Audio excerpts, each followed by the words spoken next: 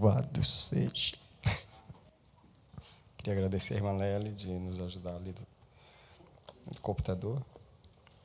E os irmãos já podem abrir a palavra de Deus do capítulo 21 de Mateus, é onde nós vamos estudar. Hoje à noite nós vamos estudar esse capítulo. E as crianças já estão liberadas, então os irmãos já estão colocando aí tudo no lugar.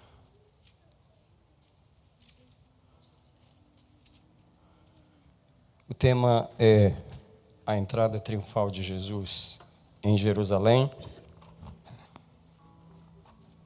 Eu queria começar avisando que a entrada triunfal de Jesus hoje significa a entrada dele em nossas vidas.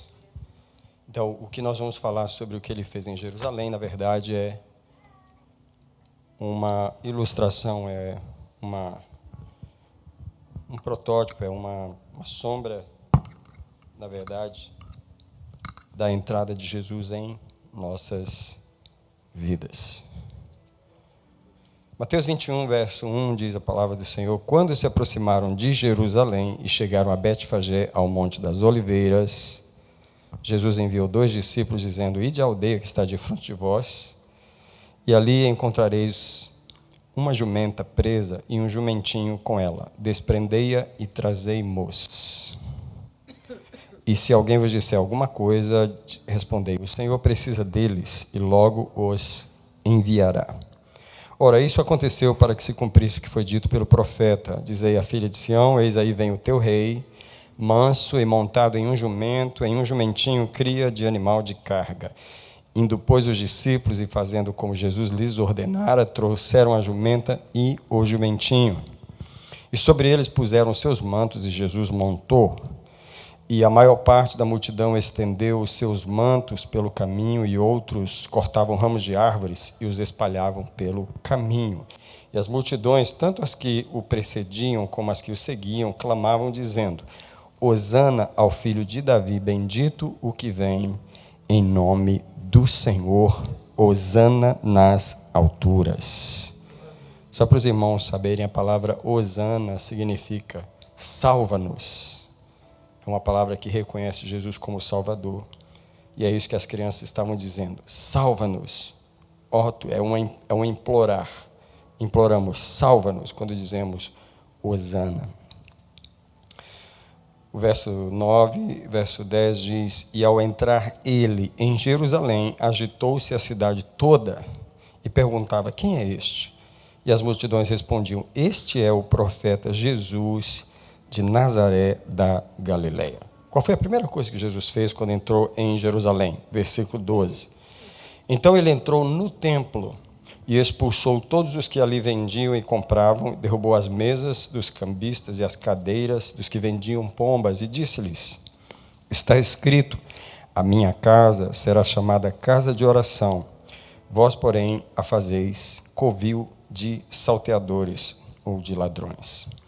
E chegaram-se a ele no templo cegos e coxos, e ele os curou. Vendo, porém, os principais sacerdotes e os escribas as maravilhas que ele fizera, e os meninos clamavam no templo, Hosana ao filho de Davi, indignaram-se e perguntaram-lhe: ouves o que estes estão dizendo?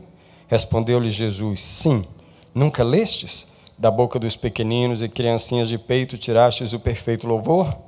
E deixando-os, saiu da cidade para Betânia e ali passou a noite. Qual foi a próxima coisa que aconteceu no próximo dia? No dia seguinte.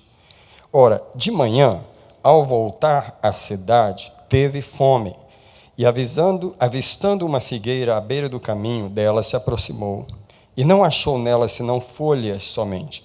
E disse-lhe: nunca mais nasça fruto de ti. Eu queria usar hoje no texto, quando Marcos fala sobre esse texto, ele fala o seguinte, que a palavra de Jesus para a figueira foi: nunca mais ninguém coma fruto de ti. Tá? Não só nascer fruto, mas que alguém coma fruto de ti. Os irmãos vão entender por quê. E a figueira secou-se imediatamente, Quando os discípulos viram isso, perguntaram admirados: como é que imediatamente secou a figueira? Jesus, porém, lhes respondeu: em verdade vos digo, se tiverdes fé e não duvidardes, não só fareis o que foi feito à figueira, mas até se a este monte disserdes: ergue-te e lança-te no mar, isso será feito. E tudo o que pedirdes na oração, crendo, o recebereis. O que isso causou? Porque Jesus voltou ao templo no verso 23, e aqui eu vou parar o texto. E tendo Jesus entrado no templo, agora pela segunda vez, no segundo dia que ele entrou no templo, estando ele a ensinar, aproximaram-se dele os principais sacerdotes e os anciãos do povo e perguntaram, isso é, confrontaram a Jesus: com que autoridade tu fazes essas coisas? E quem te deu tal autoridade? Respondeu-lhes Jesus: eu também vos farei uma pergunta. Se vocês me disserem de qual modo, eu vos direi com que autoridade faço essas coisas. A pergunta era: o batismo de João, de onde era? Do céu ou dos homens? Eles se perguntavam entre si e diziam: se dissermos que é do céu, ele dirá: então por que vocês não creram? Mas se dissermos que é dos homens, tememos o povo. O político sempre pensa nas opções que tem. Porque todos consideravam João como profetas. Responderam, pois, a Jesus: não sabemos. Disse-lhe ele: nem tampouco eu vos digo com que autoridade faço estas coisas. Alguém ergue uma das mãos ao Senhor assim para receber, e numa atitude de submissão ao Senhor, nós vamos celebrar a palavra do Senhor nesse momento. Obrigado mais uma vez, Deus, que reúne o seu povo para alimentar com a sua palavra. Aqui está a igreja reunida. Tu estás no meio do teu povo, eles vieram famintos, eles vieram mais uma vez degustar do banquete da tua palavra. Alguém celebra comigo a palavra de Deus e fala para ele como você está agradecido de ele ter escrito a sua palavra, de ele vir nos alimentar com a sua palavra, de ele mais uma vez se revelar a nós pela sua palavra nessa noite. Eu te celebro nessa noite.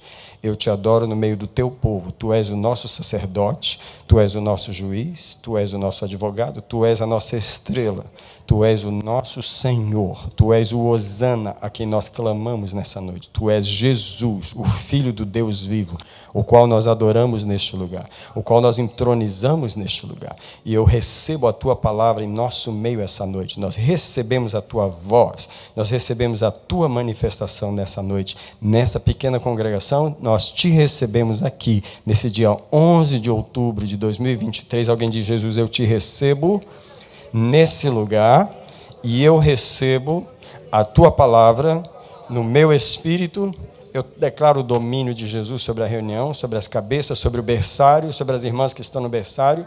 Eu declaro que todo o espírito que ia roubar a palavra está amarrado pelo Senhor, e a palavra não voltará vazia, ela fará o que lhe apraz. E quem pode dizer graças a Deus? Primeira coisa que eu gostaria de compartilhar com os irmãos é a entrada triunfal de Jesus em Jerusalém. E eu queria dizer que o texto fala entrada triunfal.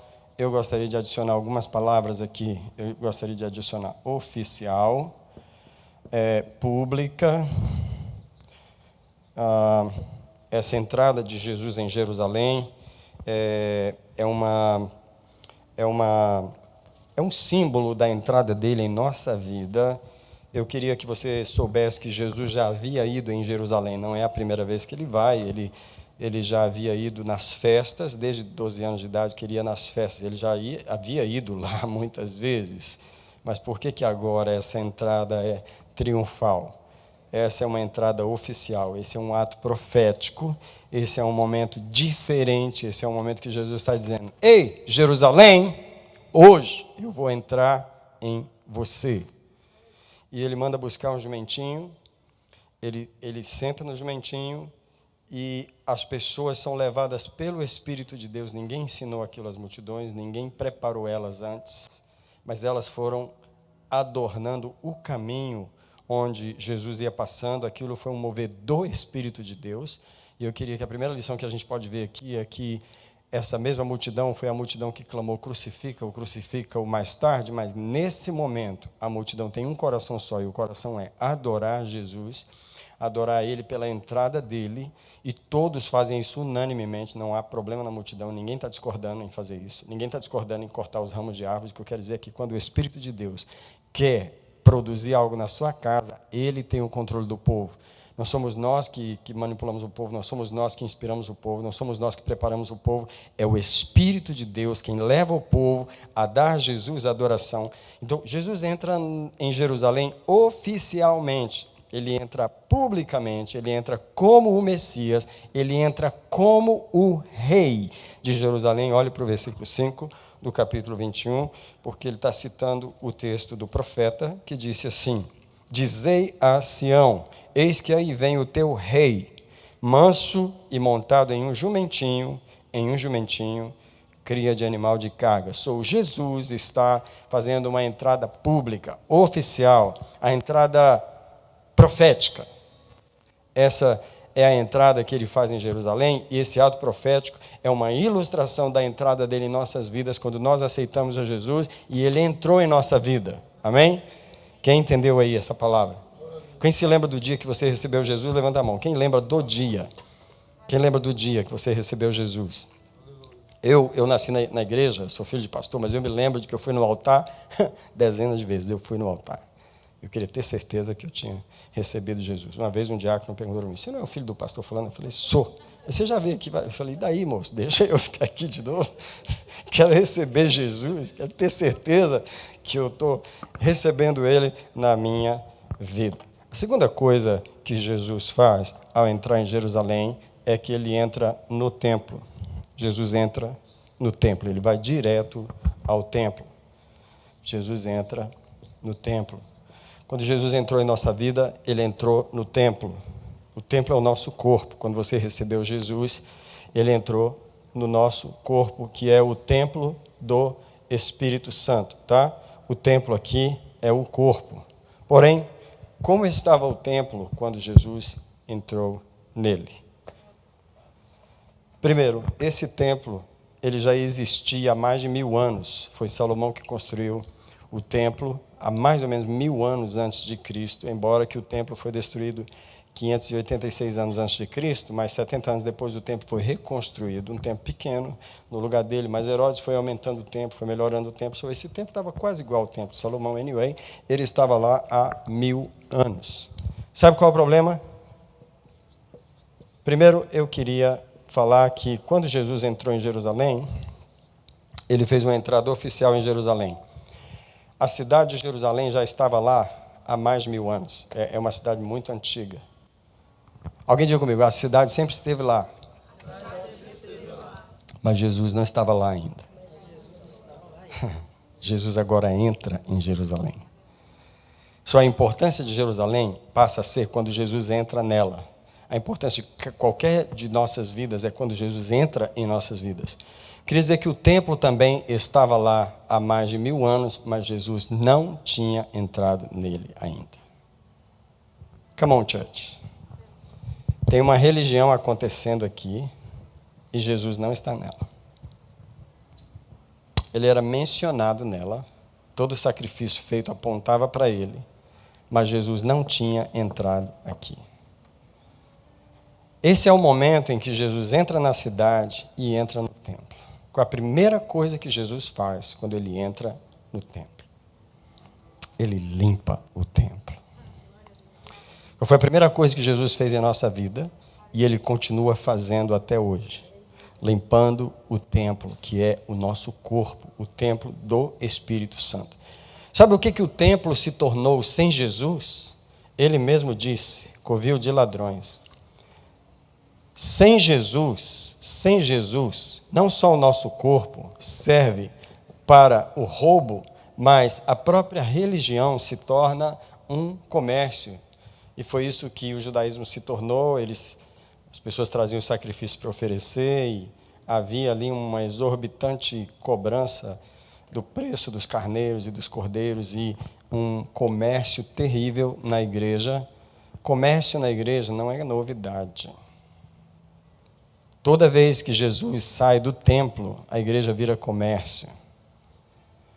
Não existe um campo mais fácil para o homem fazer comércio das coisas de Deus do que no templo de Deus, nas coisas de Deus.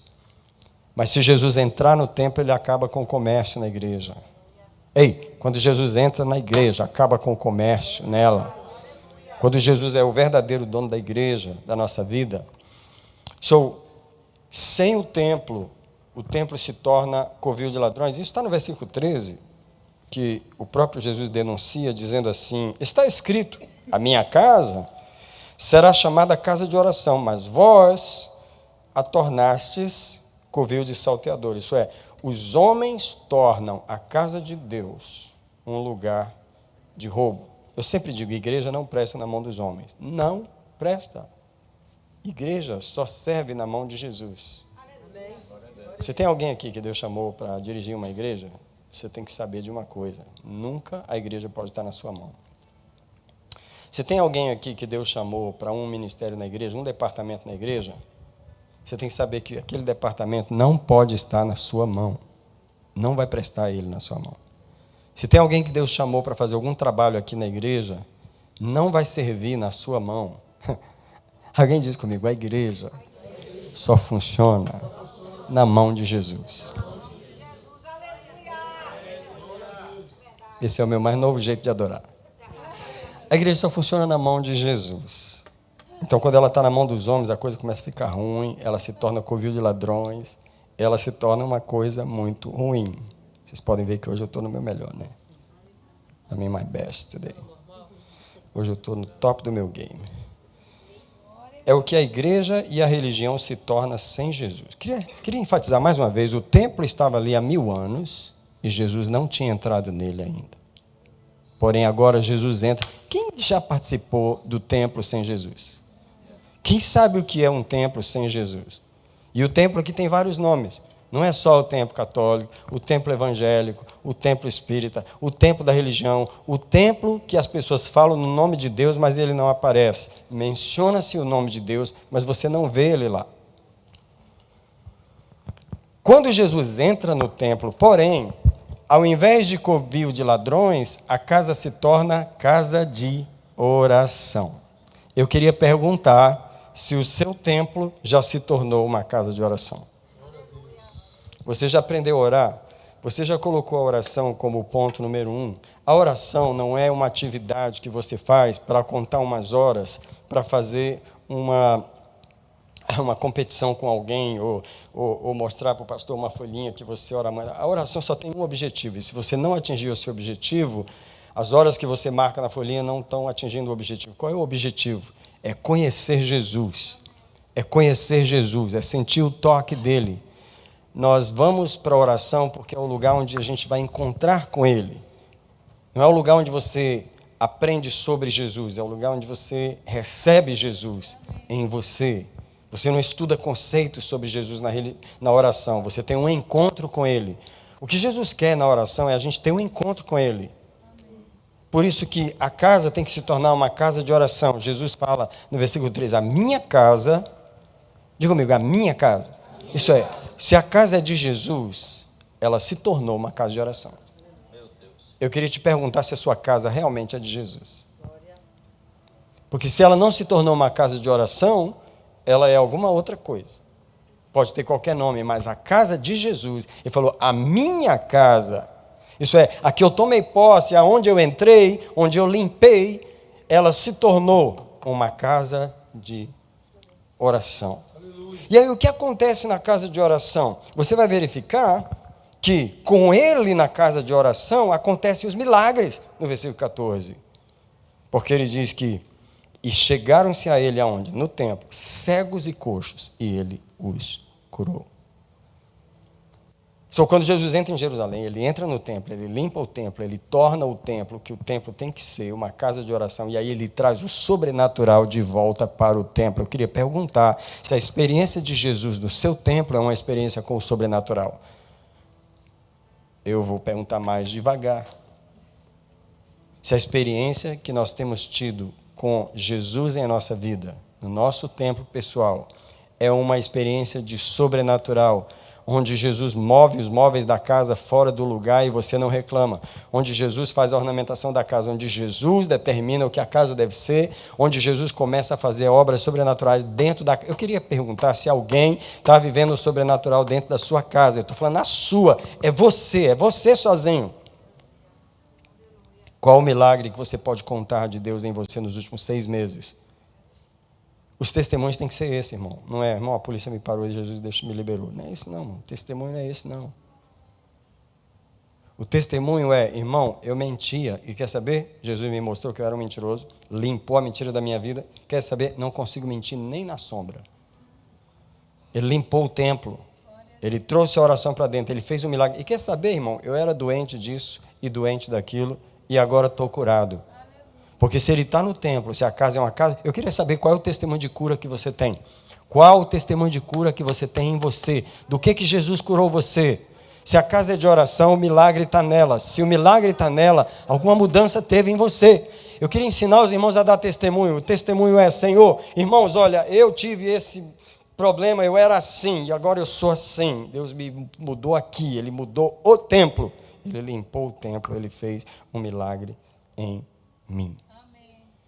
Agora, quando os milagres começam a acontecer dentro do templo, ele entra em conflito com a religiosidade que dominava o velho templo. Então, o que acontece no versículo 15 é que os fariseus, os principais sacerdotes, viram as maravilhas que Jesus fizera e viram as crianças clamando hosana e se indignaram. Toda vez que Jesus entra no templo, estabelece o sobrenatural, começa um conflito espiritual, começa uma guerra espiritual. Eu queria perguntar, como vai a guerra espiritual dentro de você? Se não há guerra espiritual dentro de um crente, Jesus não entrou lá. Se não há guerra na alma, se não há guerra no espírito do crente, Jesus não entrou lá. Porque a primeira coisa que ele faz é o confronto com a religiosidade que estava aqui, aquilo que era natural, aquilo que era psicológico, teológico, que era técnico, e agora Jesus vem trazer o sobrenatural e fica aquele conflito no crente entre a incredulidade que morou lá por 1000 anos e a novidade que Jesus está trazendo agora. Quem tem esse conflito? Sabe qual é a oração que o crente que está buscando a Deus mesmo, uma oração que ele sempre é levado a fazer é: Jesus, ajuda-me contra a minha incredulidade. Porque se Jesus está movendo dentro da casa, ele está lutando contra a incredulidade que estava lá, que é essa religiosidade antiga. E aí, Jesus está sendo entronizado no templo pelas crianças. Elas estão dizendo: hosana ao rei, o filho de Davi. E eles se incomodam com a adoração de Jesus no templo. Veja se não é uma coisa realmente maligna. Deixa eu dizer que muitos cristãos mencionam o nome de Jesus, mas não glorificam o nome de Jesus. Eu vou colocar aqui 2 palavras para você pensar. Uma é mencionar, que é isso que eu estou falando. Todo lugar que você entrar, que é cristão, vai mencionar o nome de Jesus. Mas mencionar é diferente de entronizar. Entronizar Jesus.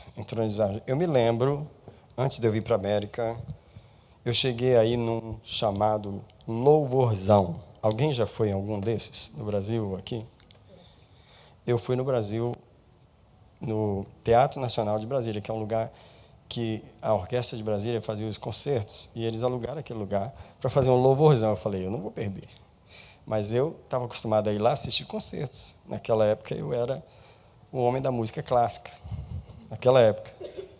E eu fui lá assistir muitos concertos. Só que agora, os crentes estão lá fazendo um louvorzão. Eu falei: eu quero ir. Eu nunca senti tanta opressão num lugar como eu senti naquele lugar, aquela noite. Jovens encheram aquele lugar para falar sobre Jesus. Incrível, eles mencionavam o nome de Jesus, mas a atmosfera era contrária. Era outra. Sabe, é muito perigoso, as pessoas ficam muito presas nisso aqui. Se eu falar de Jesus, se eu mencionar Ele na minha pregação, no meu louvor, Ele está sendo realmente glorificado. Não, Ele não está sendo glorificado só de mencionar o nome dEle. Para Jesus ser entronizado, para ele ser glorificado, a pessoa que menciona ele tem que estar morta, tem que morrer, tem que ter uma morte. Você não entroniza um Deus sem matar o outro. Você tem que matar o pequeno deusinho que está dentro de nós, com nossas vontades e nossos sistemas, para poder entronizar esse Deus. Jesus só é glorificado onde o ministrante morreu. Jesus só é glorificado, exaltado e verdadeiramente entronizado onde o ministrante morreu. O ministrante precisa sempre morrer. Essa oração eu fiz, quando eu ajoelhei ali hoje de novo, eu falei, eu vou ter que pregar hoje de novo. E tem muitos dias que eu não estou pregando, e é tão bom, vocês não sabem o que é sentar aqui e ouvir os outros pregar. Bom demais. Só que hoje eu tenho que pregar de novo. E aí eu tive que morrer de novo. Eu estou aqui pedindo para eu não aparecer, porque se Jesus vai ser glorificado, quem está ministrando tem que morrer. Alguém que é obreiro nessa casa, alguém que quer servir o Senhor, anote isso no seu coração. O ministrante tem que morrer antes de Jesus ser glorificado. Só falar o nome dele não resolve. Então, as crianças entronizavam a Jesus e isso incomodou os fariseus. Mas Jesus finalmente entrou publicamente em Jerusalém. E agora ele entrou oficialmente no templo. Só que eu quero levar você para o verso 17, onde Jesus faz uma saída temporária do templo. O verso 17 diz: E deixando-os, saiu da cidade para Betânia, e ali passou a noite. Ora, Jesus acabou de fazer uma entrada triunfal, oficial, como Messias. Por que agora ele sai do templo? Porque ainda não é tempo de ele ter uma permanência permanente no templo, uma estada permanente no templo. Jesus está iniciando um trabalho de conquista no templo. O fato de Jesus ter entrado em nossa vida, de nós termos recebido Jesus em nossa vida, não quer dizer que ele já tomou realmente o espaço todo e que agora a sua presença está completa em nós.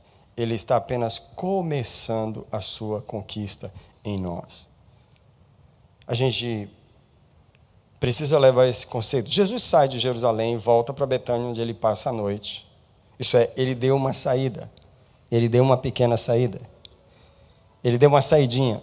Ele não ficou lá. Não ficou lá. Se ele tivesse ficado lá, o templo permaneceria com a mesma glória, com os mesmos milagres. Mas Jesus dá uma saída, dorme fora. E agora ele volta no dia seguinte para continuar o seu trabalho de conquista no templo. Qual é a primeira coisa que acontece no versículo 18? Jesus vai agora remover a figueira. E agora eu queria que você parasse nesse ponto aqui, a partir do versículo 18. Jesus está indo de volta para o templo e ele se depara com uma árvore, uma figueira.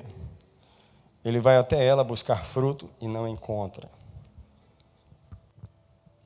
E alguém pode pensar que Jesus foi muito duro aqui, mas a realidade é que, avistando a figueira, à beira do caminho, ele se aproximou dela e não achou nela senão folhas somente. Que coisa enganosa essa figueira. Cheia de folhas, a ponto de levar Jesus aí. Por que Jesus se aproximou daquela figueira? Que figueira bonita. Quantas folhas. Deve ter alguma coisa boa ali. Que decepção. Jesus representa o ser humano. Jesus indo buscar fruto naquela figueira representa o ser humano indo buscar alimento na religião morta, na religião, na figueira que estava lá. Essa figueira tem que ser removida e Jesus remove a figueira porque ele amaldiçoa a figueira e ela morre, ela seca imediatamente. E aí o que acontece? Ele está mostrando que os homens foram se alimentar dela muitas vezes, buscando fruto naquela figueira.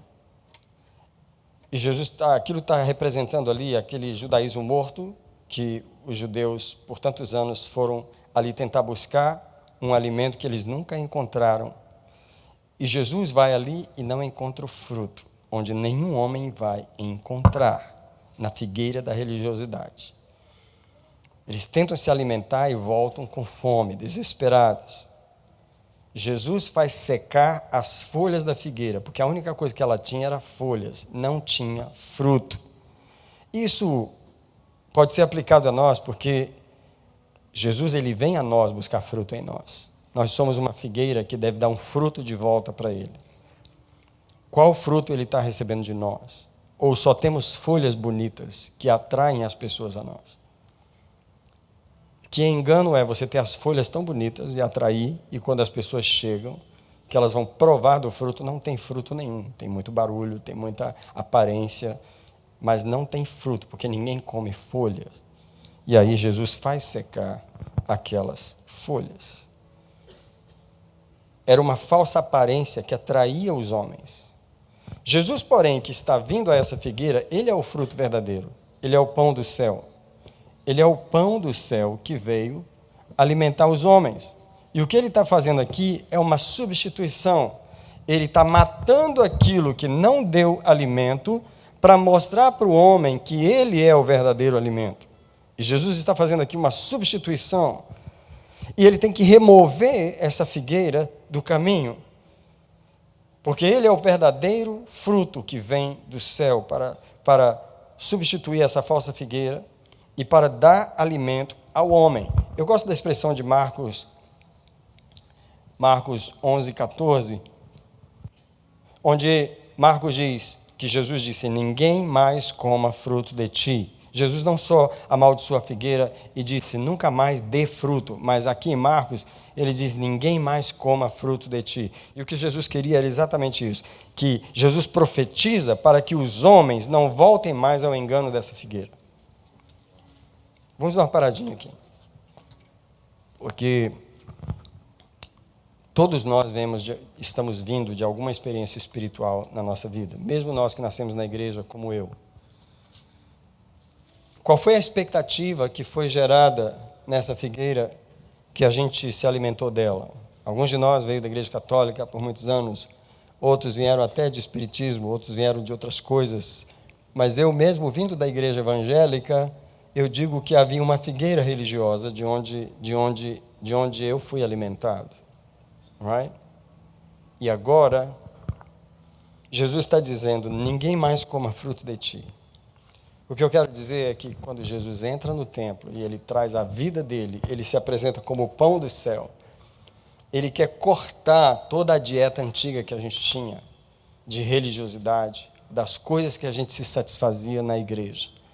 Quem tem mais de 10 anos de igreja aqui, já pode entender que a gente aprende a trabalhar na igreja e gostar de trabalhar. E se você toca na igreja, se você canta, se você prega, se você faz alguma coisa, aquilo começa a se tornar o alimento seu na igreja, ao ponto, você vai ver que isso é uma coisa comum entre os evangélicos, de as pessoas dizerem assim: eu quero ter uma atividade na igreja para eu poder ficar firme. Come on. Se depender desse pastor aqui, para você amar Jesus, para eu te dar um cargo para você poder amar Jesus, você não vai amar Jesus. Porque ou você ama Jesus pelo que Ele é, eu não vou botar uma guitarra na sua mão para você aprender a amar Jesus. Você bota uma guitarra na sua mão, você não vai aprender a amar Jesus, você vai amar aquela guitarra, brigar por ela, fazer política com ela na igreja, fazer do seu jeito, porque você não aprendeu a amar Jesus, você aprendeu a comer da figueira. E Jesus não removeu ela da sua vida ainda. É incrível como as pessoas entram na igreja e passam a comer da figueira, ao invés de passar a comer de Jesus. Vou repetir o que eu acabei de falar. A gente traz as pessoas para a igreja, e esse é um ponto muito bom. Precisamos evangelizar e trazer as pessoas. Só que ao chegar na igreja, nós precisamos ensiná-las a comer de Jesus. Seu alimento, irmão, não é fazer parte do grupo das irmãs. Seu alimento, irmã, não é ser obreiro na igreja. Irmão, você quer ver um crente ficar alegre? Chama ele para ser obreiro. Quer ver um crente ficar alegre? Quer ver? Chama ele para ser obreiro. Agora, compara a alegria dele quando você chama ele para ser obreiro com quando você chama ele para orar e buscar Jesus. ele murcha na hora. Porque tem um paradigma errado na nossa cabeça, que a gente vem para a igreja para se realizar ministerialmente, para realizar uma obra, fazer algo, para ter alguma atividade, para aparecer em algum lugar. Você sabe que a igreja ela tem um palco, e é o único palco onde muitas pessoas aparecem, e nunca vai aparecer numa televisão, e nunca vai aparecer num outro lugar. O único palco é a igreja. Então me dá um lugar aí, que eu preciso desse lugar. E eu não estou desfazendo o trabalho que nós precisamos fazer na igreja. Eu sou um obreiro da igreja, eu fui obreiro da igreja a vida inteira. Eu trabalhei, continuo trabalhando e continuo treinando obreiros para trabalhar na igreja. Mas a minha preocupação é que você não coma da figueira, porque a figueira é amaldiçoada. Jesus não achou fruto nela. Quando ele entrou em Jerusalém e ele entrou no templo, ele entrou para remover a figueira. Foi a segunda coisa que ele fez. No dia seguinte, ao voltar para o templo, ele voltou para continuar o trabalho dele no templo. Ele sabe que para as pessoas poderem se alimentar do pão do céu, que é Jesus, alguém diz comigo, Jesus é o pão que desceu do céu. Eu queria fazer uma pausa aqui antes de continuar a minha palavra. Que uma das formas, para mim, de eu me alimentar de Jesus pessoalmente é participar da Santa Ceia. Eu dou muito valor ao participar, ao comer a mesa do Senhor, porque não tem como não ver Jesus no pão e no corpo. O pão não significa o trabalho na igreja, o sangue não significa o ministério da igreja. Não tem como eu fugir de comer de Jesus ao olhar para a mesa da ceia. Por que eu reverencio tanto a mesa da ceia? Por que o Senhor ele me abriu os olhos alguns anos atrás sobre o poder da Santa Ceia? Porque é ali onde eu como o pão do céu, toda vez que eu participo daquele pão. E eu estou falando isso aqui para os irmãos, não é participar da Santa Ceia na igreja, porque a maioria de vocês só participa da ceia na igreja. Eu estou falando dos momentos em que eu, com o Senhor, sozinho, eu faço a mesa, eu e o Senhor. Eu faço questão de dizer para Jesus, tu és o meu alimento. Não é a igreja onde eu sou pastor, não é o teclado que eu toco, não é a administração que eu tenho, não é isso, não é aquilo, tu és o meu alimento. Quem pode dizer isso para Jesus nessa noite? Tu és o meu alimento. Alguém levanta uma das mãos para o Senhor, por favor. Fala para ele assim, Senhor, arranca a figueira da minha vida. Eu já comi dela, Senhor. Eu quero aprender a não comer mais dela. Alguém ora mesmo comigo agora e fala, Senhor, eu já estou acostumado com a religião já. Eu já tenho alguns anos de igreja. Eu já desejei tanto fazer uma coisa, ser importante, ou fazer algo na igreja, etc. Quando, na verdade, Jesus, tu és o meu alimento. Tu és o mais importante para mim, Jesus. Eu quero que tu te tornes o mais importante para mim. Alguém fala para Jesus, tu és mais importante do que o dom que eu tenho. Então, eu quero pedir a Jesus que guarde você do seu dom. Pode baixar a mão. Deixa eu falar para os irmãos que têm um dom. Todos aqui têm pelo menos um dom. Pelo menos um. Talvez você não descobriu aí, mas pelo menos um você tem.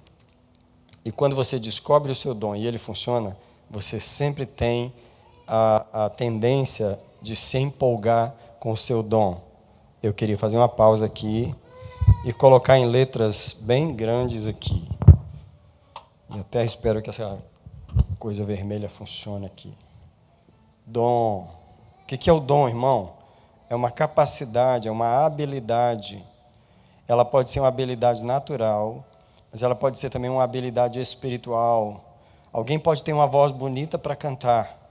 E além da voz bonita, recebe uma unção, um dom espiritual. Essa pessoa fica imparável. Imparável. E aí, do seu dom, ele sempre te põe em evidência. O seu dom sempre vai te pôr em evidência. Se você tocar bem um instrumento, todo mundo vai ver. Se você fizer bem uma coisa, todo mundo vai te ver. A minha pergunta para você, a pergunta do Espírito Santo para você é, você está se alimentando disso? Você está se alimentando dessa popularidade que o dom está levando você? Irmão, isso é comum demais na igreja, irmão. Isso é comum demais. Quando a gente sabe fazer uma coisa, a gente começa a se alimentar daquilo que a gente sabe fazer. E a gente para de comer o verdadeiro pão que desceu do céu. Porque embora você mencione o nome dele, no fundo você não está se alimentando dele. Você está se alimentando da atenção que o dom está te trazendo, dos convites que o dom está te trazendo, da alegria que o dom está te trazendo. Fala para mim, irmão, se não traz alegria num ser humano, quando alguém fala para você, irmão, que mensagem que você pregou, irmão, pelo amor de Deus, você tem que pregar na minha igreja, você tem que ir a tal lugar, e você começa a se sentir importante. Fala se não é. Você tem que estar muito morto, irmão, para não se sentir importante. Fala para mim, irmão, se não é. Você tem que estar muito morto para não dizer, olha só, olha onde meu nome anda. Caramba, olha só onde que eu vou agora. Meu Deus, eu que vim lá de não sei de onde. Come on. Você vem de onde, irmão? Você vai para lugar nenhum.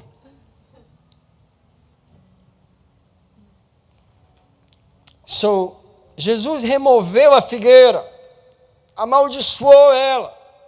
Ela tinha muitas folhas, mas não tinha fruto. Jesus diz, eu sou o pão.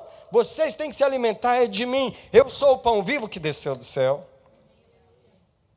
Então ninguém nunca mais coma fruto de ti. Agora eu queria que você imaginasse se Jesus chegasse para uma pessoa que tem um dom maravilhoso na igreja e falasse a mesma coisa. Que ninguém nunca mais coma fruto de ti. Porque tu te alimenta do teu próprio dom. Irmão, tem gente que não precisa de Jesus. Eu estou falando para você de verdade. Não precisa de Jesus. Com o dom daquele, não precisa. Não precisa, irmão, de Jesus. A pessoa sabe tocar, sabe cantar, sabe pregar, sabe orar, sabe expulsar demônios. Parece que Deus botou os demônios, os dons todos numa pessoa só. Já viu uma pessoa dessas? Misericórdia, irmão. É um perigo.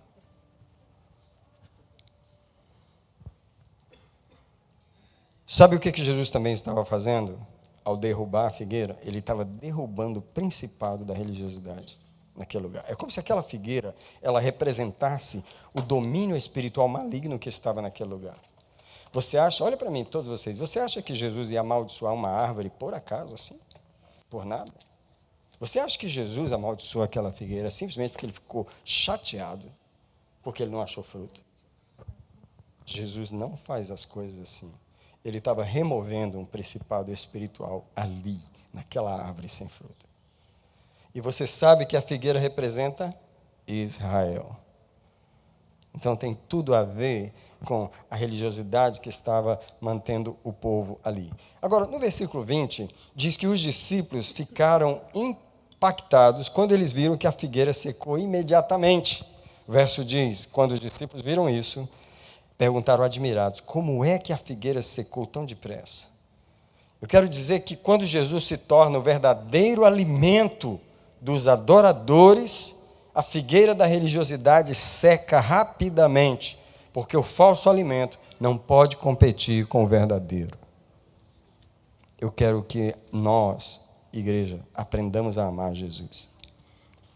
Eu quero que nós, igreja, aprendamos a amar Jesus. Eu quero que nós, igreja de Jesus, aprendamos a amar Jesus.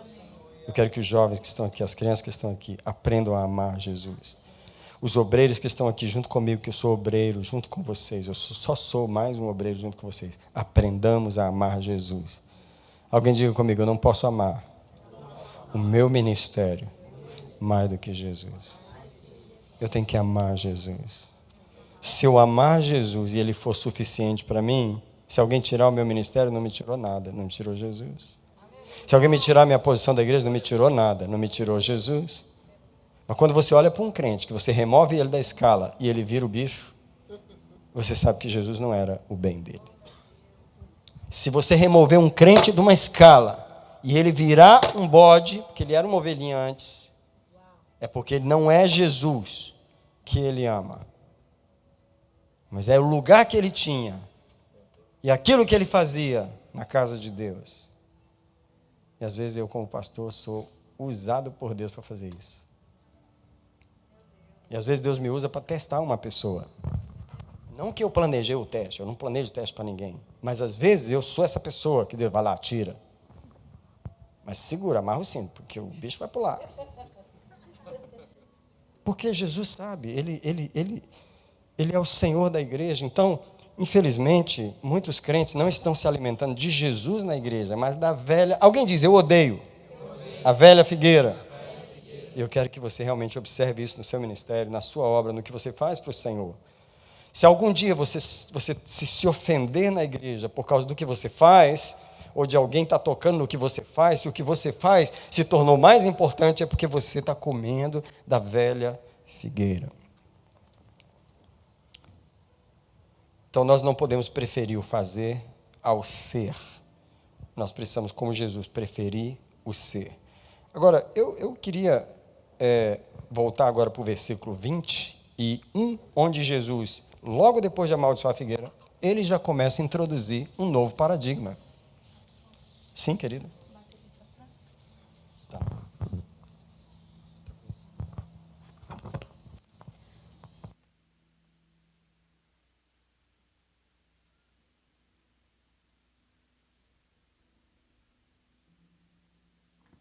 Jesus está introduzindo um novo paradigma aí no versículo 21.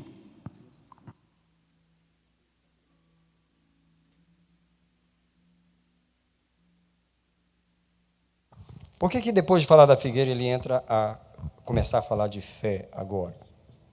Fé, versículo 21 e 22. A palavra é a seguinte: Jesus, porém, disse-lhes, em verdade vos digo, se tiverdes fé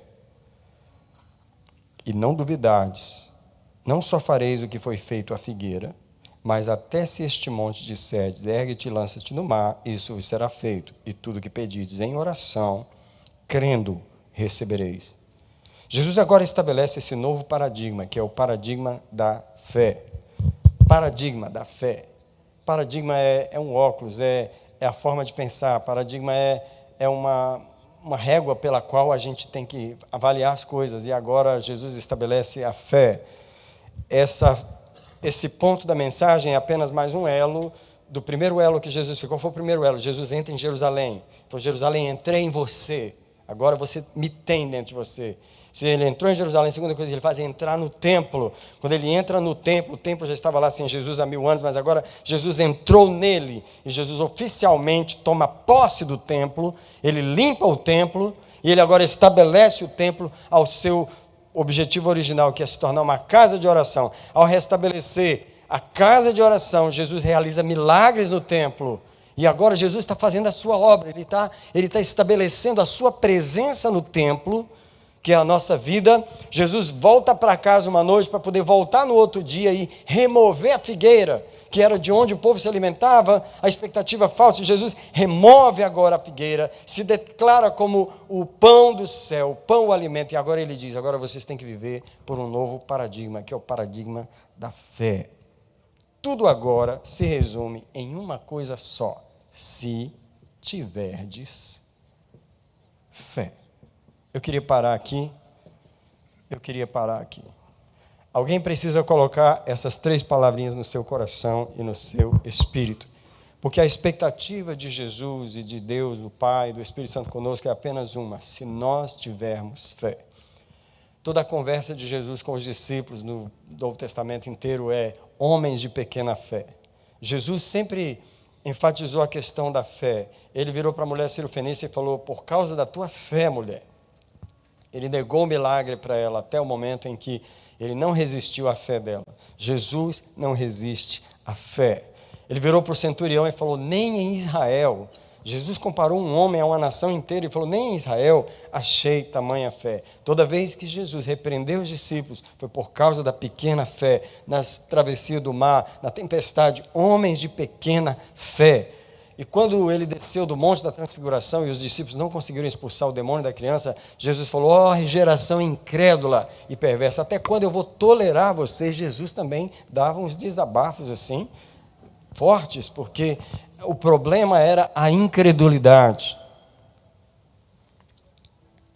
Quero convidar os irmãos junto comigo para nós irmos diante de Deus todos os dias com uma oração muito necessária. Senhor, livra-me da minha incredulidade. Senhor, ajuda-me contra a minha incredulidade. Deus tem falado comigo como são importantes essas 3 palavras, em que uma das orações mais importantes que os discípulos fizeram foi: Senhor, aumenta-nos a fé. Porque no aumento da nossa fé está a resposta de um monte de coisas. Porque na pequenez da nossa fé está um monte de nossos problemas. Porque se nós apenas crescêssemos na fé, e essa fé não são conceitos religiosos sobre Jesus, essa fé não é um estudo bíblico mais, não é um conhecimento das doutrinas da Bíblia, essa fé não é um conhecimento teológico, essa fé ela se torna mais uma confiança por causa de uma experiência com Jesus, de uma experiência com Ele, onde você confia nele, onde você sabe quem Ele é, onde você conheceu a autoridade dEle, o lugar, a altura tão tremenda que Ele foi estabelecido, a supremacia, a soberania dEle, a consciência do poder dEle, da glória dEle, aquilo que Paulo fala para a gente orar em Efésios capítulo 1, para que sejam abertos os olhos do vosso entendimento, para que vocês possam saber e ter espírito de revelação no pleno conhecimento dEle, e vocês possam conhecer a suprema grandeza do seu poder, e as riquezas da sua glória para conosco, e a suprema grandeza do seu poder que ressuscitou a Cristo. A experiência com essa glória de Jesus é que aumenta a nossa fé. E Jesus passa a estabelecer esse paradigma. Ele limpou o templo, ele removeu a figueira, e ele agora diz: cresçam na fé. Cresçam na fé. Porque se tiverdes fé, vocês vão fazer em primeiro lugar não só o que foi feito à figueira. O que Jesus está dizendo é: eu removi a incredulidade da nação, e vocês podem remover isso de outras pessoas também.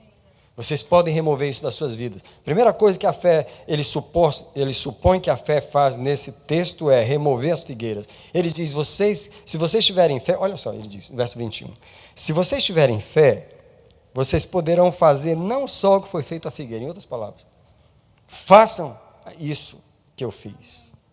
Sequem essa figueira da religiosidade. Acabem com ela pela fé, por essa experiência comigo. Eu queria dizer uma coisa para vocês. Na pregação, a gente aprende sobre Jesus. Repete isso comigo.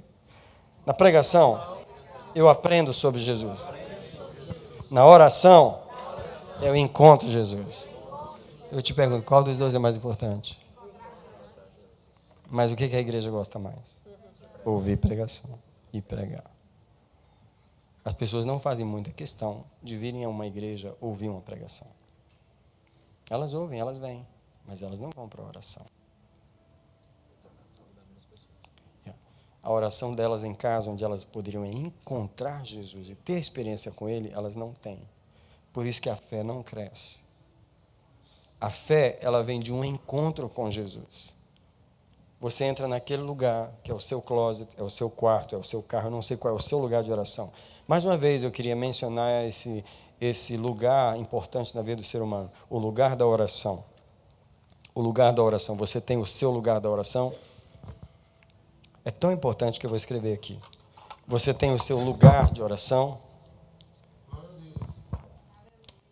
Lugar da oração é o quarto de guerra, lugar da oração. Quem tem um lugar de oração? Estou falando um lugar que você separou para você encontrar com Jesus, na sua casa. A casa que a gente mora hoje, a gente mora nela há 17 anos. Foi a casa que a gente comprou, que o Senhor nos deu antes da gente ter aquele prédio da igreja. E logo ao chegar naquela casa, que era uma casa muito grande, a gente tinha vários quartos lá em cima. A gente sempre teve um quarto lá de visita, que é o quarto do profeta. Só que aquele quarto, ele se tornou o meu quarto de oração. Tem uma cama de casal naquele quarto, e aquele quarto se tornou meu escritório também. Ele se tornou o meu quarto de oração. E algumas pessoas já tiveram o privilégio de dormir naquele quarto. O que as pessoas não sabem é que Deus apareceu para mim muitas vezes naquele quarto. Muitas vezes. Muitas vezes. Nesses 17 anos. Quando eu ando ao redor daquela cama, naquele quarto, eu sei quantas respostas Deus me deu ali. Quantas vezes o Senhor se manifestou naquele lugar para mim. Quantas vezes Ele me encontrou ali. Ele falou comigo, Ele me deu uma revelação. Ele me deu uma resposta. Ele aumentou a minha fé naquele quarto de oração. Alguém tem quarto de oração? Se tiverdes fé, onde é que eu consigo essa fé? Numa experiência com Jesus. Alguém diz comigo assim, por favor, nós não oramos por causa da oração. Agora eu vou falar uma coisa. Oração não resolve nada. Pastor, o que você está falando? Não deixa eu confuso não, pastor. Porque se você orar pela oração, perdeu. Se você for orar pela oração, achando que a oração, porque a oração, e eu tenho que aprender sobre a oração, e quem te falou que a oração faz alguma coisa? Quem faz alguma coisa é Jesus, sempre vai ser Ele. Sempre vai ser Ele, sempre vai ser Ele. Se eu cantar, só vai ter algum valor nesse meu cantar, se for Jesus. Se Ele se manifestar no meu cantar, se eu for orar, só vai ter algum valor nas minhas palavras, ou no tempo que eu estou lá, se Jesus aparecer lá. Porque sem Jesus, os muçulmanos oram mais do que nós. Do que nós. Existem outras religiões que oram mais do que nós. Oração por oração, ela não vale nada. Eu queria perguntar aqui aos irmãos que estão orando, porque muitos irmãos aqui estão na batalha da oração e você realmente precisa estar na batalha da oração, que é a conquista da oração. E quantas vezes você está lá e Jesus não veio, você precisa esperar Ele. Você precisa arrumar meios dele chegar. Você precisa se humilhar de uma forma que ele venha. Porque se Jesus não chegou na sua oração, muda alguma coisa. Muda alguma coisa. Porque você tem que dizer, por que você não veio ainda? Eu estou aqui, eu preciso que você venha. Não é pela oração. Porque se for pela oração, você ora lá de qualquer jeito, passou o tempo, acabou, vai embora. Cumpriu o propósito, right? Mas não é pela oração. Jesus precisa vir naquele lugar. Jesus. E eu queria perguntar, se Jesus vem na oração, Ele vai falar o quê? Sobre o quê? Ele quer falar sobre o quê? Sobre o seu vizinho, né? Eu sabia que Ele queria fofocar do seu vizinho para você. Right? Ah, não, Ele queria falar do seu pastor, porque misericórdia, esse pastor. Então Ele vai falar de mim para você. Se Jesus vem na oração, o que Ele fala geralmente? Peraí, se Jesus vem na minha casa, no meu quarto de oração, Ele vai falar o quê? Ele vai falar sobre quem? Sobre mim. É a minha casa, é o meu quarto de oração. Entendeu? Então você tem que aprender a conversar com Jesus sobre o que Ele quer falar. Porque se for o Wallace que entrou no quarto de oração, por que Jesus vai falar com o Jean, sobre o Jean? O Wallace, que bom que você entrou, vamos falar sobre o Jean. Que história é essa? Jesus não é fofoqueiro. Se você entrou no quarto de oração, tenha a expectativa de Jesus chamar o seu nome e conversar com você sobre o seu histórico. Se você entrou no quarto de oração, tenha a expectativa de Jesus chamar pelo seu nome e perguntar até quem é o seu pai. Quem foi sua mãe? De onde você veio mesmo? Como é que você chegou aqui? E como é que você está se sentindo hoje? Quem é você? Quem foi você nos últimos 6 meses? Quem foi? E aquela situação que eu fiz você passar lá, quem que apareceu lá? Ei, Jesus precisa conversar comigo sobre mim. Ele quer fazer isso. Eu digo para você, naquele quarto que eu falei, naquela casa, que eu vou entrar, eu tenho um encontro com Jesus por 17 anos, Jesus só conversou comigo sobre mim. As anotações que eu tenho são sobre mim. Os papéis que eu tenho de coisas que Ele falou lá são sobre mim. Os demônios que Ele me mostrou lá estavam em mim. Estavam no meu caminho, estavam na minha vida. Os pecados que Ele falou lá eram meus.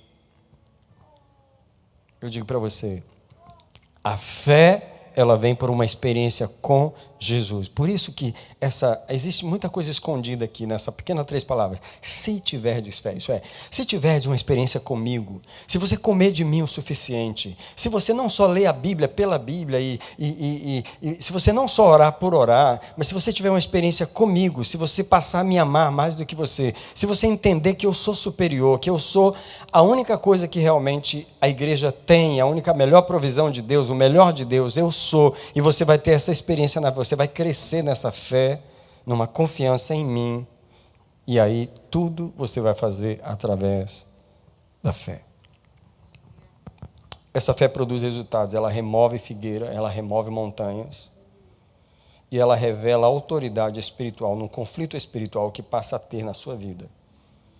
Porque a religiosidade não tem esse conflito, ela lida apenas com o lado natural, o lado teológico, o lado técnico da situação e da religião.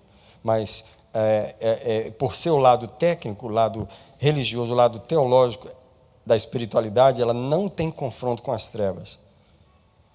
Por isso, Jesus nos chama para uma dieta exclusiva, onde Ele é o único alimento da sua verdadeira igreja. A verdadeira fé vem de você parar de se alimentar da figueira e se alimentar só de Jesus. Essa é a mudança que deve acontecer na vida da igreja. Muitos de nós teve a experiência da entrada triunfal de Jesus, ao aceitar Jesus, mas não teve ainda a experiência de Jesus remover a figueira, amaldiçoar a figueira, e nos dar uma dieta exclusiva. Alguém pensa nessas palavras que eu vou colocar aqui? Para mim, elas vieram como uma revelação, ao preparar o estudo desse dia, essas palavras vieram como uma novidade para mim. Dieta exclusiva de Jesus. Se você pensar, existem muitas coisas na religião das quais a gente pode se alimentar. Eu mencionei algumas nessa noite, especialmente o serviço, o dom, a projeção que a unção de Deus pode colocar na sua vida. Pastor Billy Graham talvez foi o homem mais projetado no mundo no século passado. Apareceu na revista Veja, todas as revistas do mundo, ele apareceu, um dos homens mais projetados do mundo inteiro, um homem que ele foi levado aos governos, ele não era um homem só um evangelista que pregou para milhões de pessoas, ele encontrou com o Papa, ele encontrou com os presidentes das nações. Se Deus levantou um homem, ele levantou Billy Graham. Foi um homem que foi um estadista, ele não foi só um pregador. Mas não foi um homem que comia da figueira. Incrível. Um dos maiores exemplos do século passado para nós é o pastor Billy Graham. E mesmo ainda quando ele estava vivo, eu sabia disso e eu sempre falava isso. É um homem que ele fez um pacto, há anos no começo do ministério dele, ele fez um manifesto em que ele não ia receber um salário maior do que aquele, em que ele não ia atrair atenção para si, em que ele decidiu ter uma dieta exclusiva de Jesus. Gente, nós fomos chamados para nos alimentar de Jesus. Eu queria que todo mês, pelo menos uma vez, você segura em suas mãos, você tem o privilégio de segurar em suas mãos um cálice e um corpo. Se eu pudesse, eu eternizaria esse momento para você. Se eu pudesse, eu frisaria esse momento na sua vida. Porque esse é o momento mais importante da sua vida. Eu não quero glorificar, idolatrar a Santa Ceia, não é isso que eu estou fazendo. Eu queria mostrar que a igreja precisa aprender a comer de Jesus. E Jesus falou, aquele que de mim se alimenta, por mim viverá. E eu o ressuscitarei no último dia.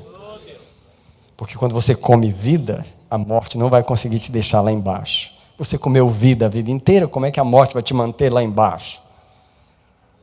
Eu gosto de uma música da Sandy Patch que diz que é uma música inteligente, a letra fala que quando ele falava do reino, eles não entendiam, eles não podiam entender. Quando ele falava de perdoar uns aos outros, eles não conseguiam entender. Quando ele falava para eles que eles tinham que amar os inimigos, eles não conseguiam entender. Então tá bom, eles não entenderam nada, eles o mataram e eles o colocaram no túmulo. Mas esses mesmos que não podiam entender a mensagem dele também agora não podem mantê-lo morto. Porque ele agora se levanta de lá e ele ressuscita. Ninguém consegue manter ele na morte. Da mesma forma, se eu e você aprendemos a ter uma dieta exclusiva de Jesus, e mais uma vez eu quero implorar a você, eu quero implorar aos meus obreiros que têm os dons de Deus, por favor, aprenda a não se alimentar do seu dom. Por favor, não se alimente do dom, se alimente de Jesus. O pastor Benihim tem um genro, é o pastor Michael Colianos, Jesus Image Church, lá em Orlando. Uma vez ele foi pregar, tinha um auditório cheio esperando por ele. E Deus estava usando ele em milagres naquela época, quase como o sogro dele.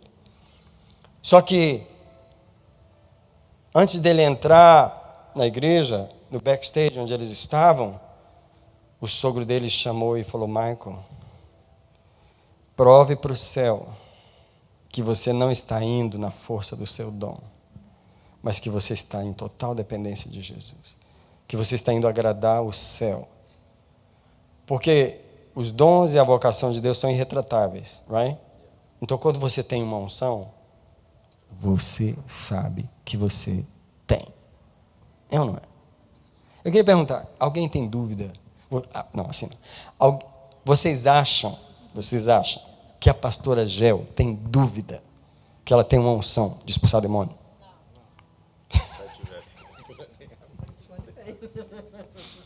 Você acha que ela tem dúvida que eu vou orar por esse aqui, mas eu não sei se vai funcionar? Você acha que ela tem essa dúvida? Não. Em outras palavras, quando ela vai exercer o dom, ela sabe que ela tem o dom. Então eu te falo, é fácil ou não é fácil você esquecer de Jesus e você confiar no seu dom? Fala para mim.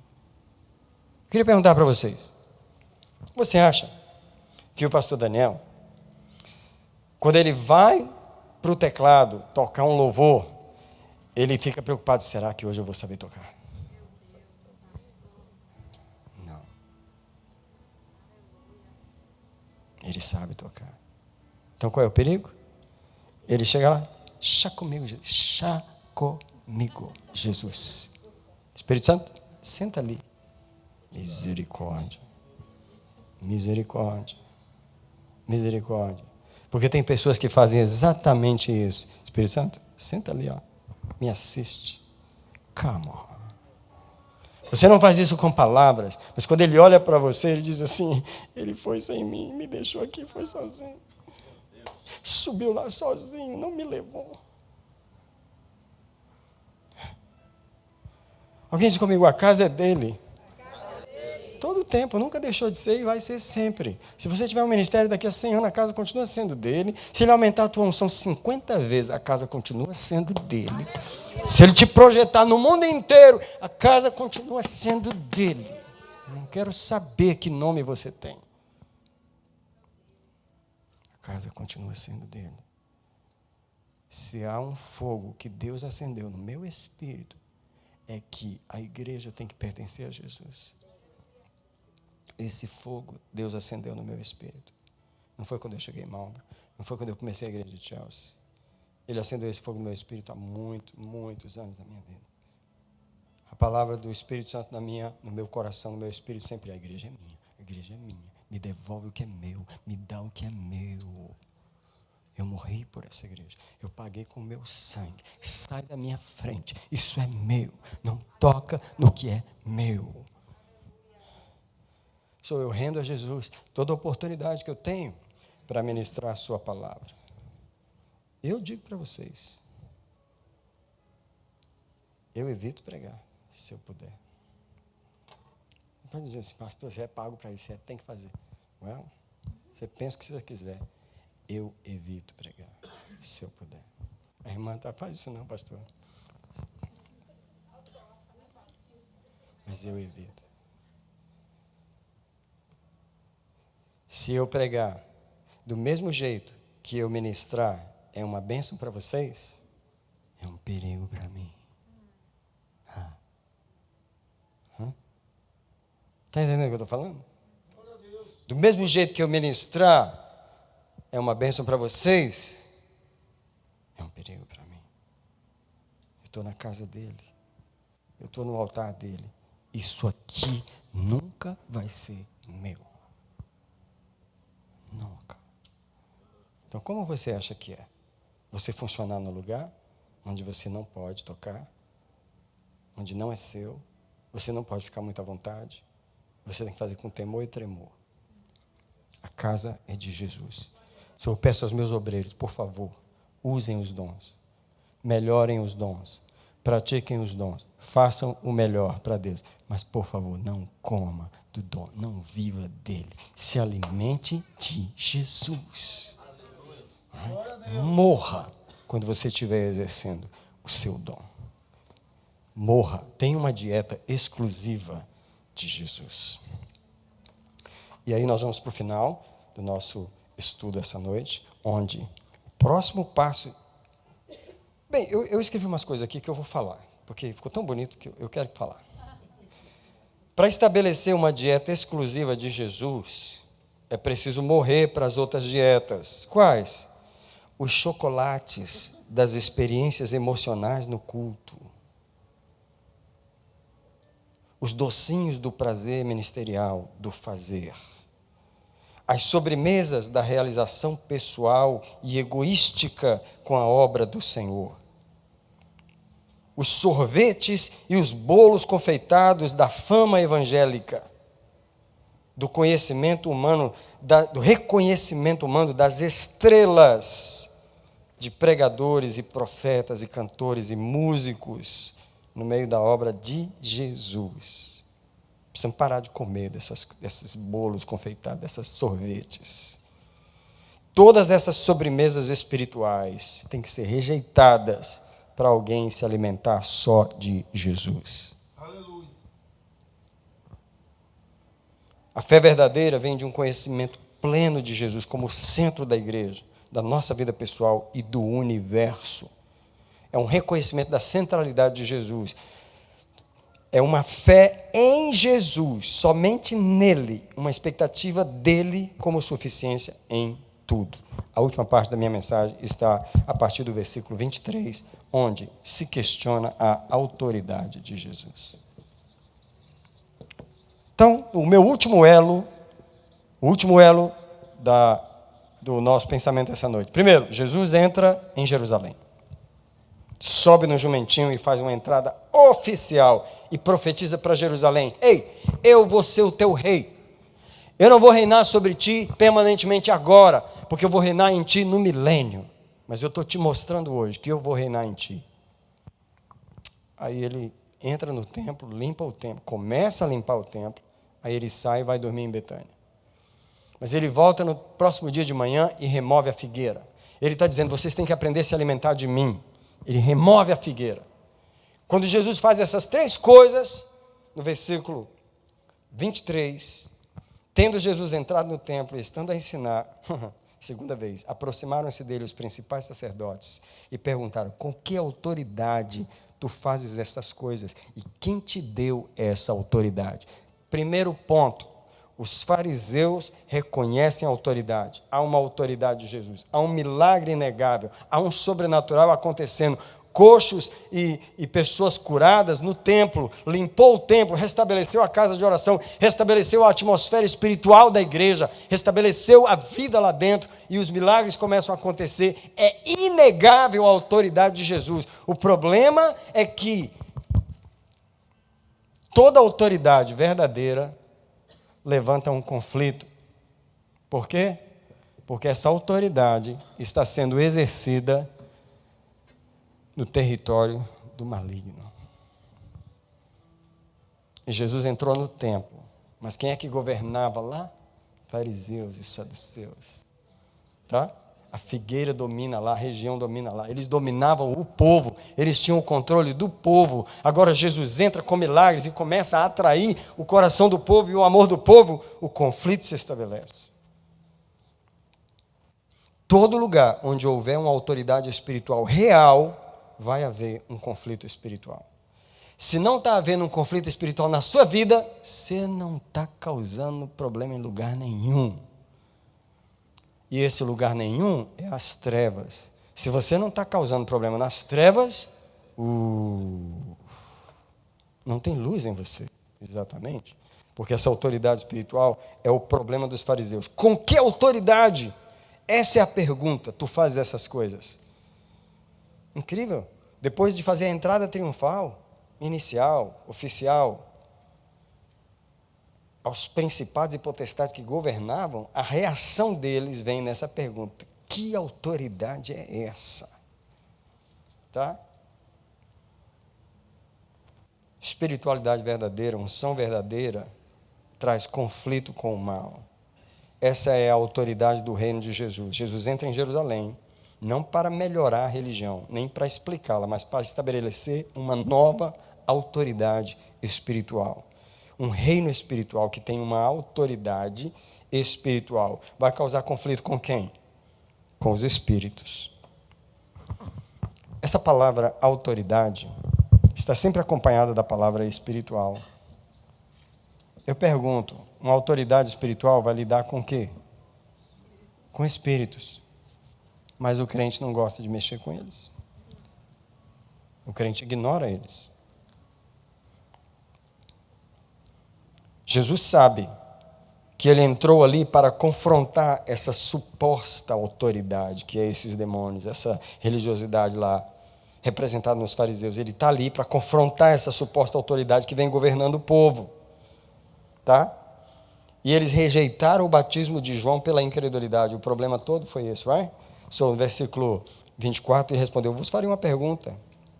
Então, se vocês me responderem, eu digo com que autoridade faço essas coisas. O batismo de João era de quem? Do céu ou dos homens? E aí eles começaram a discutir. Bem, se dissermos do céu, ele fala: então por que vocês não creram? Se dissermos dos homens, temos medo de morrer porque o povo considera João como profeta. Então eles finalmente responderam: não sabemos. E Jesus diz: então tão pouco eu lhes direi com que autoridade estou fazendo estas coisas. Isso é, Jesus não está ali para satisfazer a curiosidade do mal reinante, nem para discutir com eles, mas para remover essa suposta autoridade e domínio sobre o povo. A minha mensagem termina aqui, e eu queria dizer para vocês que Jesus entrou na Jerusalém da nossa vida, entrou no templo da nossa vida, limpou o templo, arrancou a figueira, estabeleceu uma fé que vem de uma relação com Ele, para nos dar uma autoridade espiritual, para a gente lidar com esse conflito. E Jesus está perguntando para mim e para você, como é que nós estamos usando a nossa fé para resolver os conflitos espirituais. Eu quero colocar o resumo da minha mensagem aqui, que foi 4 coisas que Jesus veio fazer. Limpar o templo. Como está a limpeza do seu templo? Eu queria dizer que até hoje Deus limpa o templo da minha vida. Até hoje o Senhor me traz coisas que Ele quer tirar do meu templo. Eu queria perguntar a você como vai a sua preocupação nas orações em limpar o seu templo. Me lembro de um sonho que eu tive há um tempo atrás, em que eu tinha uma casa muito grande, ela tinha vários andares assim, tinha um basement. E a casa estava limpíssima, estava tudo limpinho. Só que no basement, num cantinho, lá no fundo do basement, tinha uma sujeira lá dentro. E o Senhor estava falando comigo: tem uma sujeira em algum lugar na sua vida que está escondida, lá num porão, lá embaixo de um lugar, lá no fundo, que você não chegou lá ainda. Salmo 19:11. Senhor, quem pode discernir os próprios erros? Limpa-me dos que me são ocultos, os que estão no fundo, debaixo. Jesus veio limpar o templo. Quem quer a limpeza do templo? Aleluia. Quem quer o mover sobrenatural do templo? Quem quer que a casa se torne uma casa de oração? Sabia que sem a limpeza a casa não se torna casa de oração? Tem que tirar os demônios de lá para o crente poder orar. Tem que tirar. A segunda coisa que Jesus veio fazer foi remover a figueira. E Ele fez isso. Remover a figueira significa tirar a dieta falsa. O que é a figueira? A dieta falsa. Come daquilo e nunca alimenta, não traz um verdadeiro sustento. Nós precisamos perguntar a Jesus, todos nós que estamos aqui, todos, jovens, crianças, todos nós, do que eu ainda estou me alimentando, que não está cumprindo o seu propósito na minha vida, que não é o que você me chamou para comer. Eu penso que cada um de nós tem que perguntar essas perguntas todas as fases da vida da gente. Sabe por quê? Deixa eu explicar. E eu estou tentando terminar aqui. Nós precisamos reavaliar as mesmas coisas em fases diferentes da nossa vida. Os mesmos pontos você tem que reavaliar em fases diferentes da sua vida. Entende? São verdades que são eternas e que a gente, há 15 anos atrás, você teve aqueles encontros com Deus e há 10 anos atrás você repassou aquelas verdades. Hoje você precisa repassar de novo. Senhor, e aí? E aí? O que o Senhor quer que eu retire? De que eu estou me alimentando aqui no meu estilo de vida? O que eu faço que me alimenta? Você sabe que a gente se alimenta de imagens, os olhos se alimentam de imagens o tempo todo. Eu não sei se vocês que estão aqui, jovens todos, isso aqui é um lugar de imagens. Isso aqui é uma televisão. Isso aqui é um lugar de imagens. Isso aqui não é um rádio. Porque o rádio você ficava todo mundo assim e eu. Lembra dos anos 50? A gente olhava para ele também. Mas tipo assim, não saía nada de lá, os botões são os mesmos, right? A gente não fez do rádio. Mas você só ouvia. Quando era o rádio, a gente se alimentava por onde? O que não vinha alimento visual? Era só no ouvido, right? E não era tão ruim assim, porque não tinha tanto som igual tem hoje. Agora, a imagem, o negócio ficou mais sério. Porque as imagens... Você já contou, já teve a curiosidade de contar quantas imagens diferentes passam num comercial de 30 segundos? Come on. É incrível como o seu cérebro é bombardeado com imagens em 30 segundos de um comercial de televisão. O que significa que nós estamos comendo de coisas nos olhos, que os olhos estão se alimentando de coisas e muitos de nós não estão percebendo. Deixa eu dizer uma coisa para vocês. Às vezes eu assisto filmes no Amazon Video, mas não é um streaming evangélico. Tem filmes de todo tipo lá. Vai demorar para eu achar uma coisa que preste, ok? Mas quando eu estou fazendo jejum, por exemplo, eu fiz 40 dias de jejum, terminou um dia desses. Eu não vejo absolutamente nada em Amazon Video, em Netflix, eu não assisto um canal de notícias, porque eu consagro os meus olhos naqueles 40 dias. E se eu assistir qualquer coisa é no Pureflix. Propaganda, não vou ganhar nada. R$ 7,99 por mês. Pureflix. Só filme evangélico. E é incrível como a minha dieta fica muito mais pura nesse tempo em que eu não vejo uma notícia. Teve uma época que eu assistia muito CNN e Fox. Eu ia assistir a briga. Aquela briga, CNN e Fox. O Senhor falou, para com isso. Porque você está comendo a figueira. Aí eu cortei. Você tem que perguntar ao Senhor o que você precisa cortar.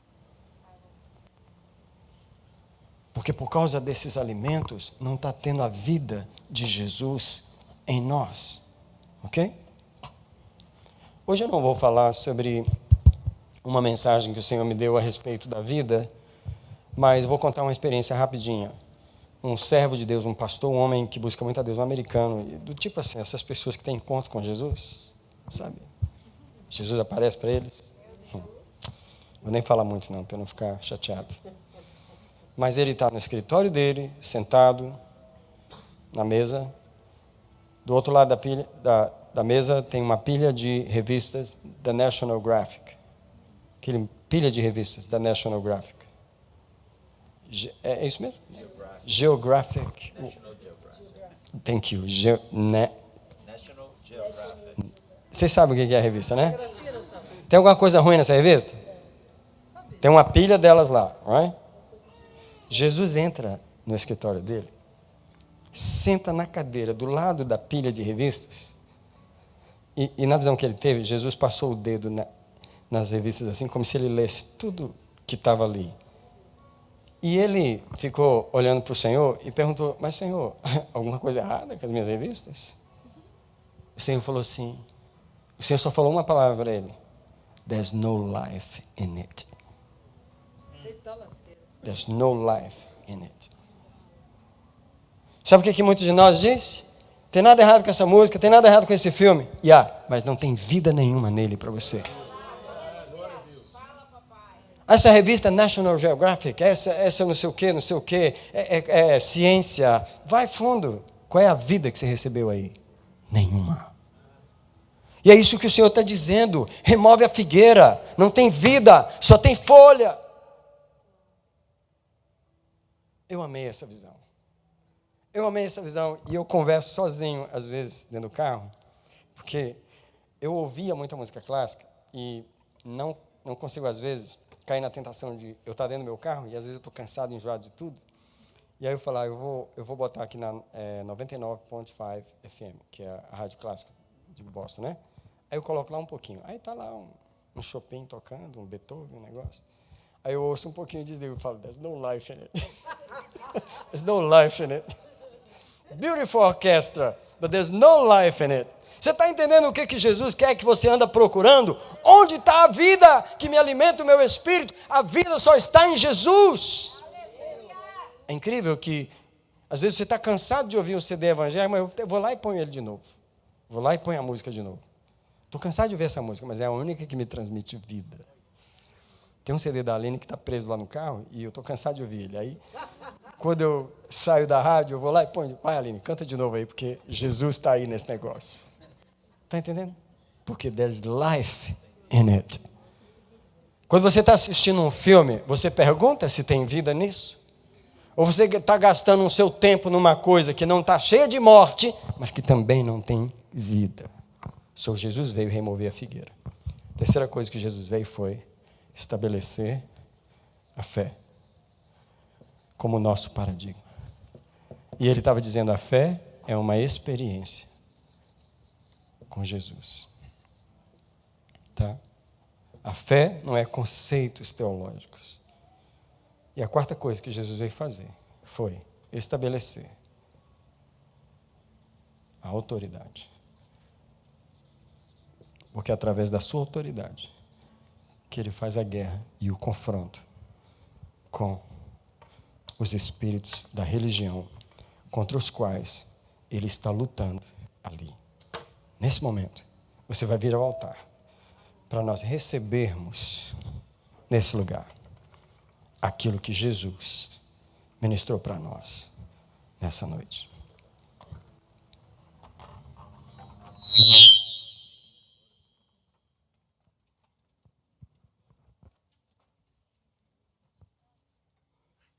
Como eu sempre digo aos irmãos, eu sempre gosto que a gente venha ao altar sem falar com ninguém, sem tocar em ninguém, simplesmente porque esse momento é só dele. Porque esse momento pertence só a Ele. E é você e o Senhor no altar. Os irmãos que estão mais perto de Deus, ficam mais perto de mim.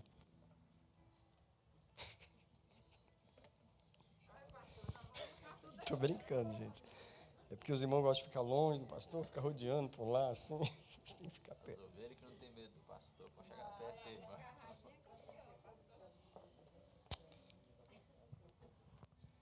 Antes de eu orar nessa noite, vamos orar. As orações são: Jesus, tu já entraste no meu templo. Tu já fizeste uma limpeza inicial. E tu já disseste, aqui é casa de oração, aqui é casa de oração, aqui é casa de oração. Então eu queria que você orasse ao Senhor comigo e dissesse, como está a oração nessa casa? Eu ainda estou tendo dificuldade, porque aqui é a coisa básica. Esta casa tem que ser a casa de oração. Vamos orar por isso? Eu quero orar para Deus remover os empecilhos da oração. Sejam removidos agora pelo Espírito de Deus. Anjo do Senhor, remove da vida do irmão, da irmã, do jovem que está aqui, todo o empecilho à oração. Tu sabes que são muitos, é o cansaço, é a distração, é a falta, é o esquecimento, é a falta de um lugar separado para isso. Eu reclamo agora, eu queria que os irmãos abrissem as mãos. Hoje eu vou ungir as mãos dos irmãos nesse lugar. Hoje, mais uma vez, eu quero liberar a unção da oração. Eu quero que o Senhor coloque armas, assim que eu tocar nas tuas mãos com esta unção. Sabe o que o Senhor está fazendo nessa noite? Quero pedir o anjo do Senhor nessa noite, para colocar armas nas mãos dos irmãos. Para quê? Para conquistar o seu lugar de oração. Permanecer no seu lugar de oração. E para receber talvez uma promoção. Alguns que estão aqui que precisam de uma promoção, Quem quer que a sua vida de oração vá para um outro nível, vá para uma outra dimensão? Faz isso em nós. Jesus, a casa é chamada casa de oração. Recebe o esforço de cada homem, cada mulher que está aqui. Os teus filhos estão esforçando, Senhor. Mas eles não vão ganhar essa batalha na força da carne. Eles vão ganhar essa batalha com a ajuda do Espírito. E eu proclamo agora, venha sobre a vida deste homem, desta mulher, desse jovem, dessa criança, armas do Senhor. Estabelece, Pai, vida de oração. Uma vida de oração. Senhor, abençoa a casa, abençoa a casa, abençoa a casa que te busca. Abençoa estas mãos. Jesus, nós somos o templo que foi limpo para buscar o Senhor. Para ter uma experiência contigo, Senhor, uma experiência de oração. Não uma experiência com conceitos religiosos, não uma experiência com trabalho religioso, mas uma experiência de vida de oração. Eu abençoo estes irmãos que veio nesta quarta-feira, 11 de outubro, que estão nesta casa para vencer a batalha da oração. Há demônios que precisam cair por terra, eles vão cair na força da oração.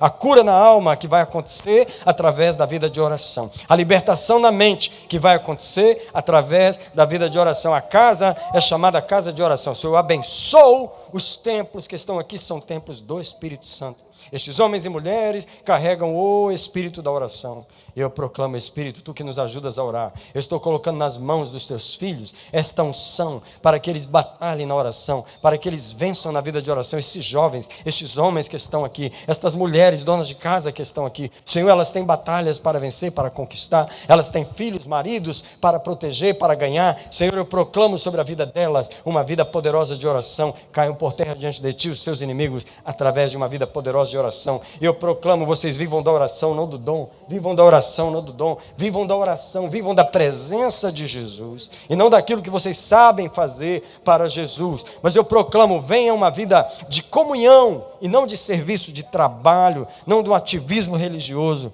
mas uma vida de oração. Alguém clama por uma vida de oração? Clama, clama. Diz, dá-me, ajuda-me a conquistar, a manter e a perseverar numa comunhão contigo. Alguém diz para ele, eu nasci para ter comunhão contigo.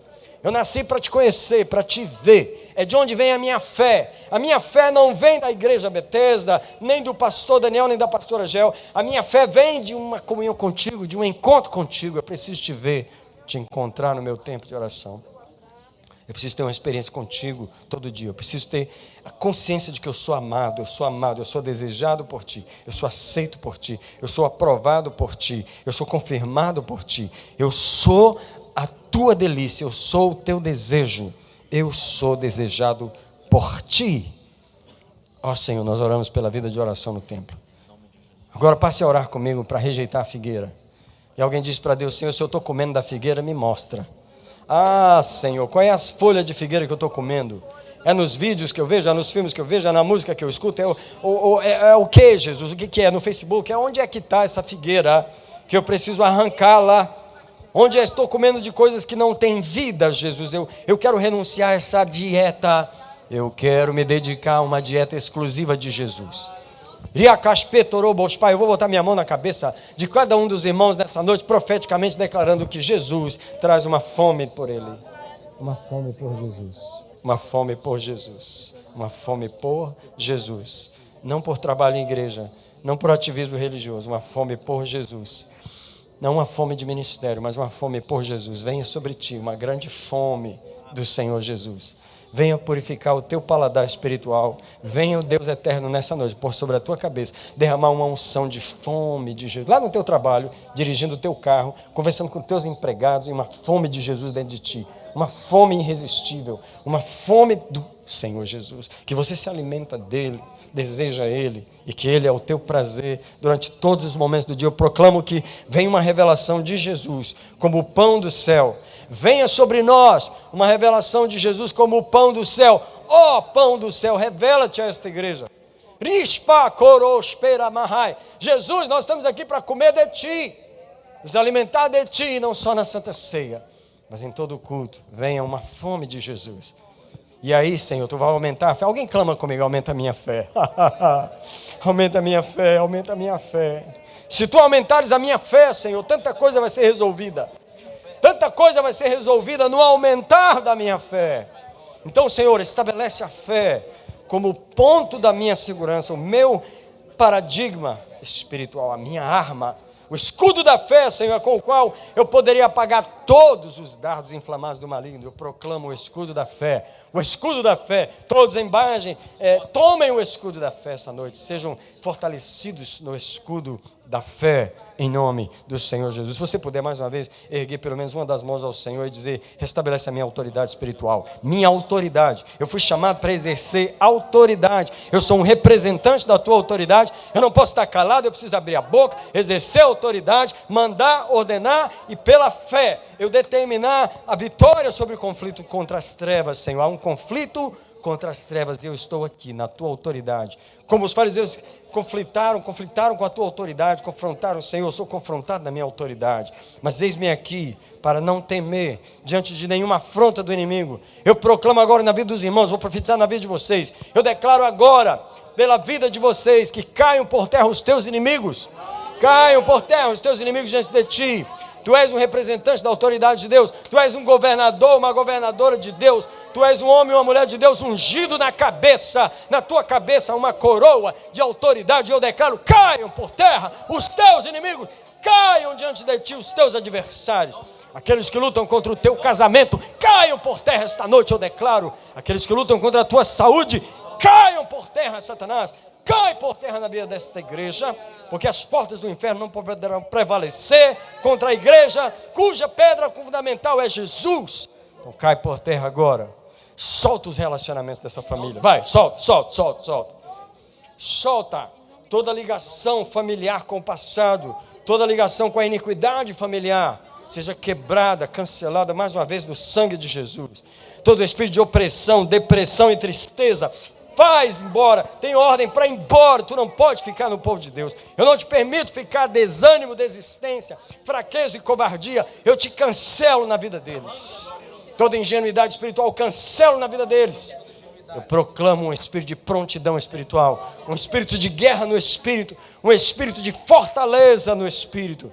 Eu proclamo os espíritos sarados essa noite. Eu quero declarar o poder do sangue de Jesus em toda ferida. Se há alguma ferida aqui em algum lugar, aberta ou escondida, venha o sangue de Jesus sobre ela agora. Eu declaro o sangue de Jesus na igreja de Marlborough. Eu declaro o sangue de Jesus na igreja de Marlborough. Eu declaro o sangue de Jesus na igreja de Marlborough essa noite. Eu declaro o sangue de Jesus nas feridas.